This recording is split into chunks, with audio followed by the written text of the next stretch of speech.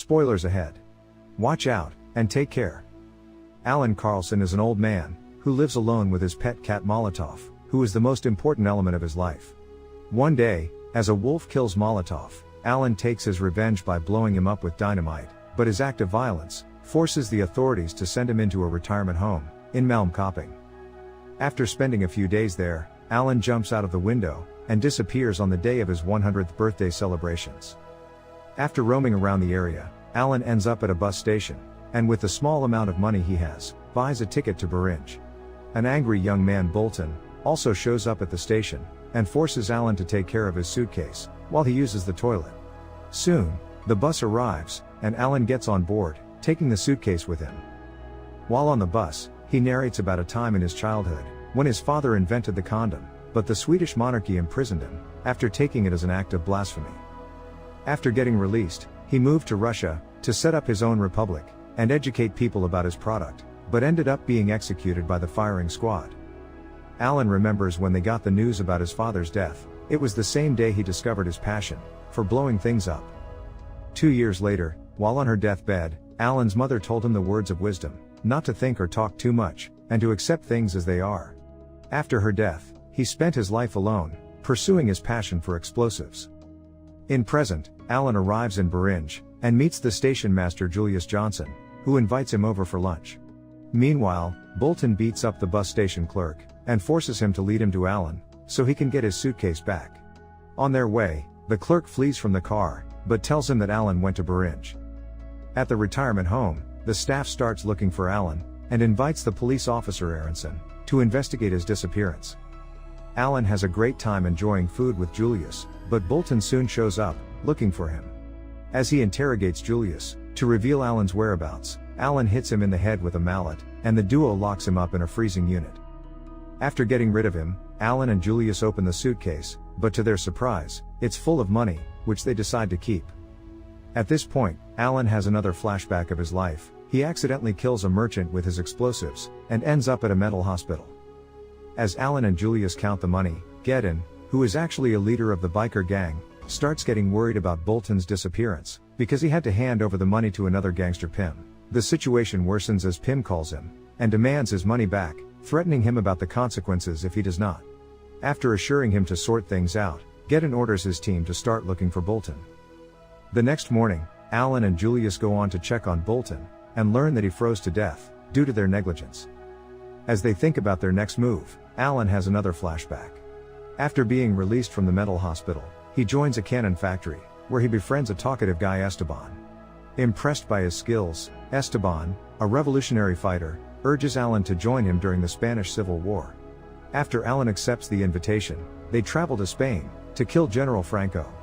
Esteban gets shot after being spotted, due to his constant talking, which again reminds Alan of his mother's words, not to talk too much. Alan becomes an important member of the group, and helps them blow off several bridges.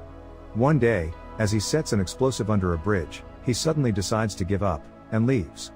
On his way back, he waves at an approaching car, and requests a lift just seconds before the explosion, making Alan appear a hero. The person in the car turns out to be General Franco. Franco takes Alan with him to a party, and gifts him his pistol, as a thank you gesture.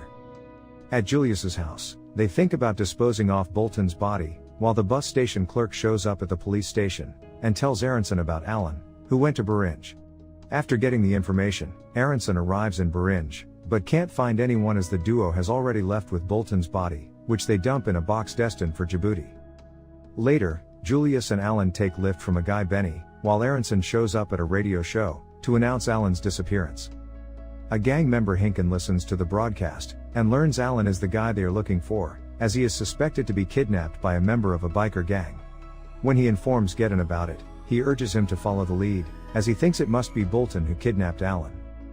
Meanwhile, the trio stops at a gas station, where Benny spots a poster about Alan, and thinks Julius has abducted him, as he is wearing the biker gang's vest, which he actually took from Bolton.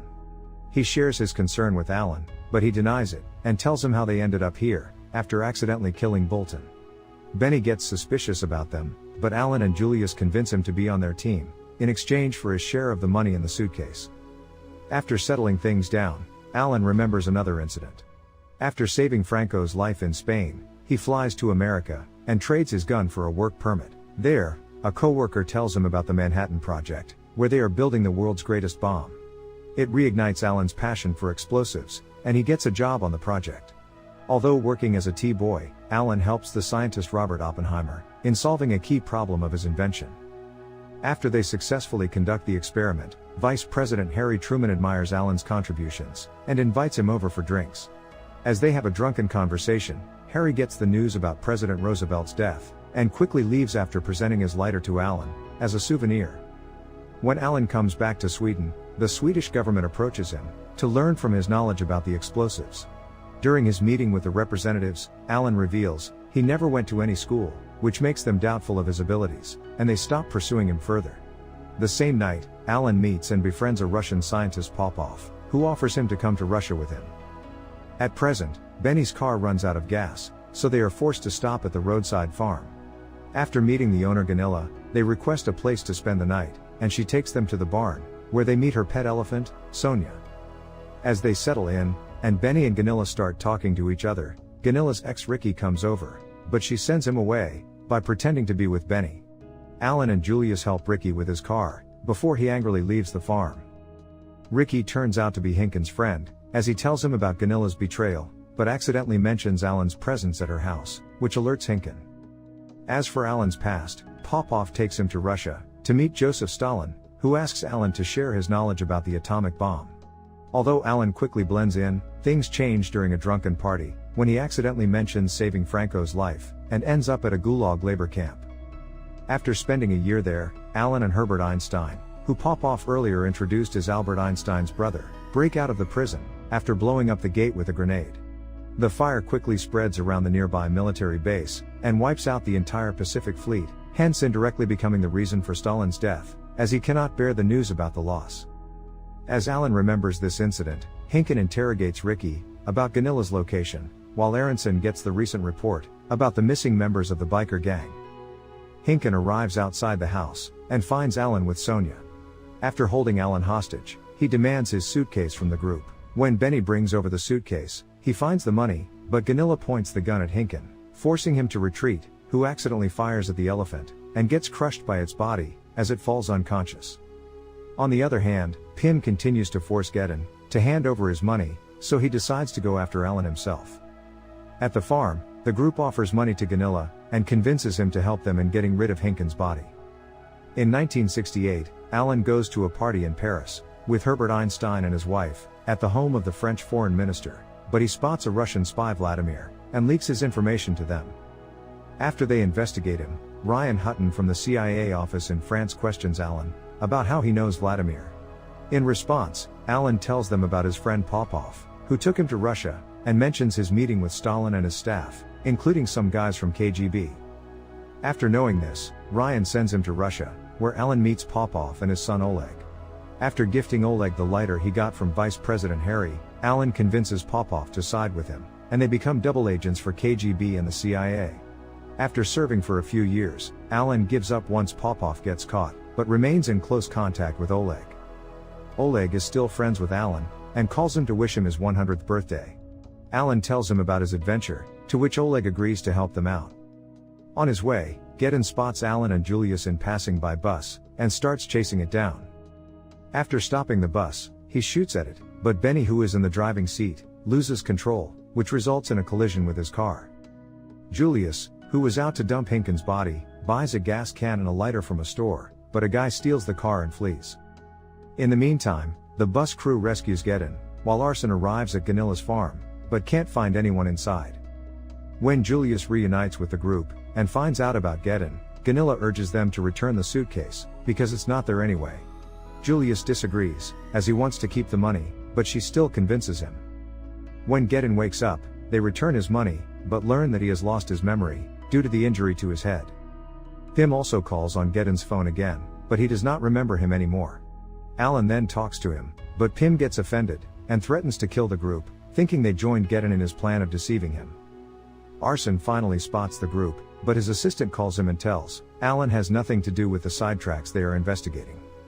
According to his information, Bolton was found in Djibouti, while Hinken's body was discovered in a car crash, with no signs of violence, so they conclude Alan did not kill them. After listening to him, Aronson decides to give up on the investigation, and lets them go.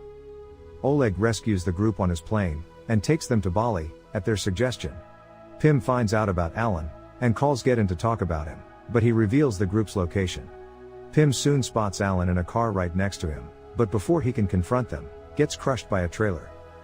After getting rid of all their pursuers, Julius and Alan urge Benny to confess his feelings for Gunilla, and the group eventually settles in Bali.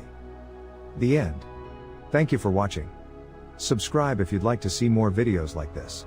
Turn on the notifications and leave a like to help the channel out.